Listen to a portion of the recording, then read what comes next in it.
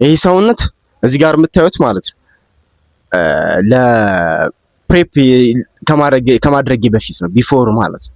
ይሄ እዚህ ጋር የምታዩት ዩት ቦርጬ ማየት ትችላላችሁ። ሙሉ ፋት ነው፣ በቃ ሙሉ ፋት ዋተር ምናምን ነው በቃ። እዚህ ጋር ደግሞ ከ16 ሳምንት ፕሬፕ በኋላ ይሄው መስል ዴፊኒሽን ከውድድር 1 ቀን 2 ቀን በፊት ማለት ነው። እዚህ ጋር እንደምታዩት ሻርፕ የሆነ ሉክ። ስለዚህ እቺኛዋን ሰውነት ያስተካከልኳት በፒክ ዊክ ነው። ግን በፒክ ዊክ ውስጥ ጮማዬን አጠፋለሁ፣ ቦርጬን ቀንሳለሁ ምናምን ነው። በፕሬፕ ዊክ ነው ፋታችሁ ሙሉ ሉዝ አድርጋችሁ መስላችሁን ቢውልድ የምታደርጉት። ፒክ ዊክ ላይ ትንሽ የማኒፑሌሽን ለስቴጅ ብቻ ነው፣ በቃ ለስቴጅ ብቻ ነው። ስለዚህ የሰውነቴ ከውድድር 2 ቀን 1 ቀን በፊት ነው። ይሄን ይመስላል። ይሄን ትራንስፎርሜሽን ለማየት ሙሉ ቪዲዮውን እዩት። ላይክ ሰብስክራይብ በማድረግ ተባበሩኝ። ይመቻችሁ። ፒስ አውት። የጤና መኮንንና እንዲሁም ደግሞ ባዲ ቢልደር አብርሃም እባላለሁ። ዛሬ የምናወራው ነው ስለ ፒክ ዊክ። ፒክ ዊክ ምንድን ነው? ምሳሌ አንድ ስፖርተኛ ለውድድር የሚዘጋጅ ሰው ለ4 ወር ወይም ደግሞ ለ16 ሳምንት ሲዘጋጅ ከቆየ በኋላ 16ኛዋን የመጨረሻዋን 7 ቀን ወይም ደግሞ ከ7 እስከ 9 ቀንም አንዳንዶች ያደርጉታል። ከ7 እስከ 9 ያለችዋ ያቺ ፒክ ዊክ ትባላለች። የመጨረሻዋ ወሳኝ ሳምንት ትባላለች። በቃ ፒክ ዊክ ማለት ከሳምንቶች ሁሉ የተለየ የመጨረሻው ማለት። በዛን ሰዓት ምን ላይ ትኩረት እናደርጋለን የሚለውን ደግሞ ስናይ ብዙ ነገሮችን ማኒፑሌት ማድረግ እንጀምራለን።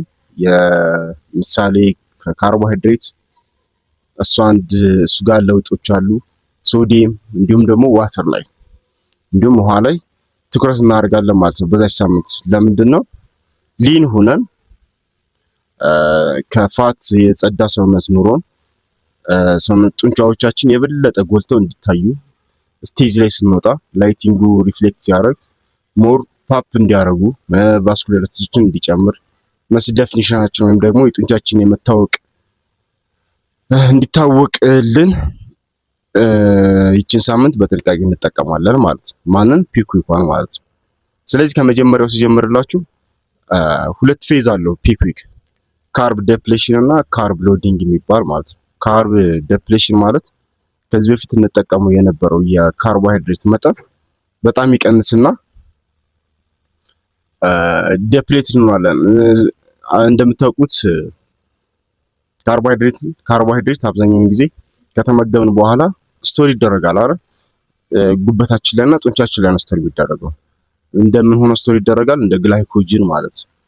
ስለዚህ በዚህ በፒክ ዊክ ላይ ሆነን እነዚህ ካርብ ዴፕሌት በምንሆንበት ሰዓት በጡንቻችንና በጉበታችን ላይ ያለው የግላይኮጅን መጠን በጣም እንዲቀንስ፣ ዜሮ እንዲሆን፣ በሰብኩታኒስ ሌየር እንዳይኖረው ከስኪን ብሎ ከቆዳ ወደ ጡንቻ፣ ቆዳና ጡንቻ በመካከል ምንም አይነት ነገር እንዲኖር አይፈለግም ማለት ነው።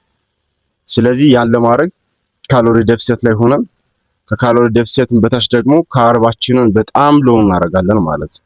ይሄ ሩዝ፣ ዳቦ፣ አጃ ምናምን የሚባለውን ነገር በጣም እንቀንሳለን ማለት ነው።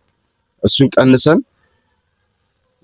ስፖርታችን በደንብ እንሰራለን። ቮሊዩምን ሃይ አድርገን ማለት ነው የምንሰራ። በዛን ቀን በጣም ድካም ምናምን ስለሚኖረው ብዙም ስትሬንግዝ ወይም ኢነርጂ ላይኖራችሁ ይችላል። ስለዚህ ኢንተንሲቲውን ሎ አድርጎ ቮሊዩምን ሃይ ማድረግ የምትሰሩበትም ማለት ነው።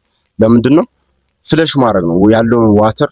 ያው ግላይኮጅን እንደምታውቁት አንድ ግራም ግላይኮጅን ከ3 እስከ 4 ሚሊ ሊትር ውሃ ስቶር ያደርጋል፣ ይይዛል ማለት ልክ እንደ ስፖንጅ ማለት። ስለዚህ በሰውነታችን ውስጥ ያለው የግላይኮጅን መጠን ቀነሰ ማለት ዋተር ኮንተንቱም ይቀንሳል ማለት ነው። ስለዚህ መስላችን ብቻ ፓፕ ያደርጋል ማለት ነው። መስላችን ጡንቻችን ብቻ በደንብ እንዲታወቅ ያደርገዋል ማለት ነው።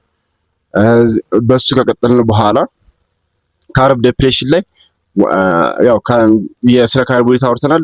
በዚህን ሰዓት ደግሞ ምን እንጨምራለን? ውሃ፣ የምንጠጣው የውሃ መጠን ይጨምራል ማለት ነው።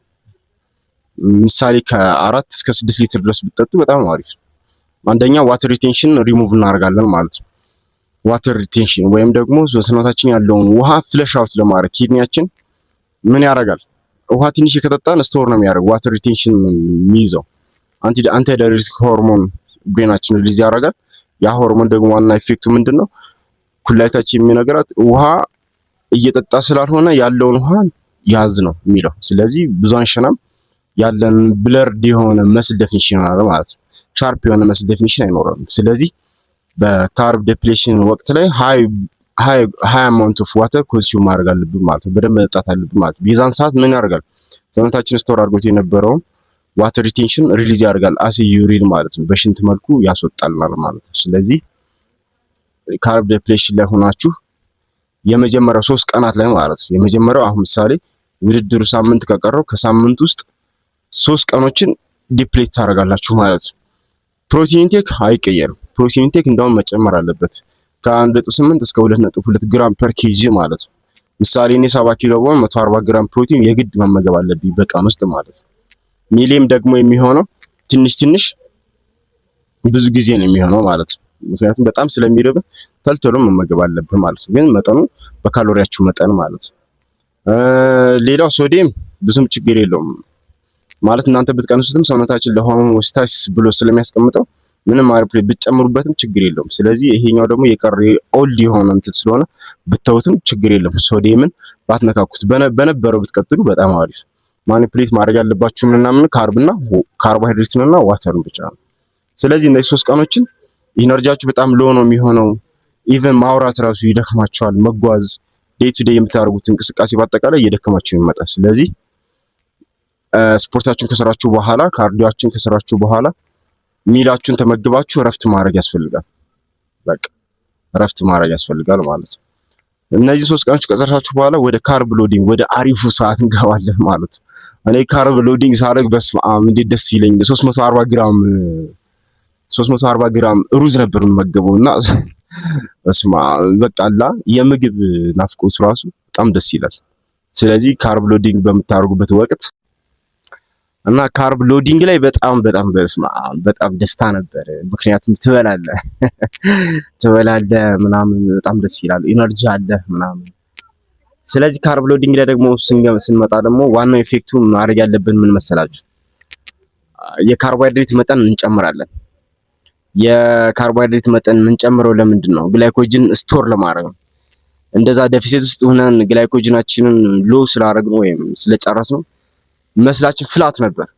ምንም ፓምፕ አይኖረውም። ስኩዊዝ ስታረጉት በደንብ አይጨበጥም ምናምን ነገር እንደዚህ ራሱ በደንብ ፓምፕ አያደርግም ነበር። ለምንድን ነው? ግላይኮጅን ስለሌለው። ግላይኮጅን የለውም ማለት ውሃ ይዝም ማለት።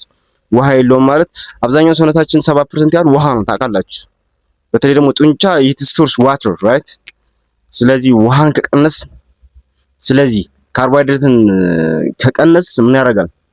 መስላችን ፓምፕ ራሱ አያደርግም ማለት ነው። በመቀጠል ካርብ ሎዲንግ ላይ በምታደርጉበት ሰዓት የካርብ መጠናችሁ በጣም ይጨምራል ማለት ነው። የካርብ መጠናችሁ ይጨምራል፣ ቶታል ካሎሪያችሁ ይጨምራል። የዛን ቀን ሁለቱን ቀን ማለት ነው። ስፒል ኦቨር እንዳታረጉ ተጠንቅቃችሁ መመገብ። ምክንያቱም መመገብ ካለባችሁ ላይ ከተመገባችሁ ምን ያደርጋል መሰላችሁ?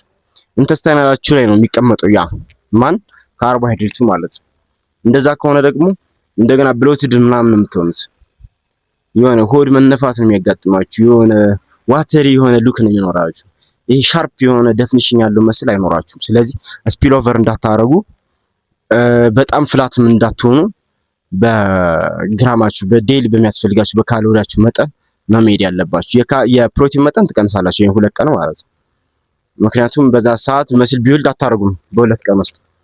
ከዛስ ምንድነው ግላይኮጅን ስቶር ማድረግ ትችላላችሁ። ከዛ እነዚህ 2 ቀኖች ውሃ ብትጨምሩ ውሃ አሪፍ ነው። ውሃ ብቻ ምሳሌ 2 ሊትር ምናምን 2 እስከ 4 ሊትር ጠጣ ነበር በካርብ ሎዲንግ ወቅት ማለት ነው። ምክንያቱም ቅድም በፊት እንዳልኳችሁ ካርቦሃይድሬት ምን ይፈልጋል? ውሃ ይፈልጋል። ጡንቻችሁ ውስጥ ገብቶ ውሃን ስቶር አድርጎ መስላችሁን ቢግ ፉል እና በቃ ቫስኩላር ለማድረግ ማለት ነው። ስለዚህ ጡንቻችሁ ጎልቶ እንዲታወቅ ጥንካሬ እንዲኖረው ፓምፕ እንዲያደርግ ከፈለጋችሁ ካርብ ሎድ በምታደርጉበት ሰዓት አትሊስት 2 ሊትር ውሃ ብትጠጡ በጣም አሪፍ። በአንድ ጊዜ ሳይሆን throughout the day ማለት ነው። ከዛ የነዚህ ካርብ ሎዲንግ 2ቱን ቀን ከጨረሳችሁ በኋላ የመጨረሻ ቢፎር ሾው ምሳሌ ሾው እሁድ ቢሆን ውድድሩ ቅዳሜ ስታቢላይዜሽን ነው። ራሳችሁን በሚረር አይታችሁት በጣም ፍላት ከሆነ ማለት እንደዚህ ዴፊኒሽናችሁ በደንብ የማይታወቅ ከሆነ ጡንቻችሁ በደንብ ይሆናላ። መቼም ስፖርተኛ ከሆናችሁ ትረዱኛላችሁ፣ ይገባችኋል እምላችሁ። የሆነ ፓምፕ እንደዚህ ስትነኩት ስኩዊዝ ታደርጉት ፓምፕ ይመስል ዴፊኒሽኑ በጣም ሎ ከሆነ ግላይኮጅን በጣም አንሷችኋል ማለት። ቅድም እንዳልኳችሁ ግላይኮጅን የሚቀመጠው የት ነው? ጉበት ላይ እና ጡንቻ ላይ ነው።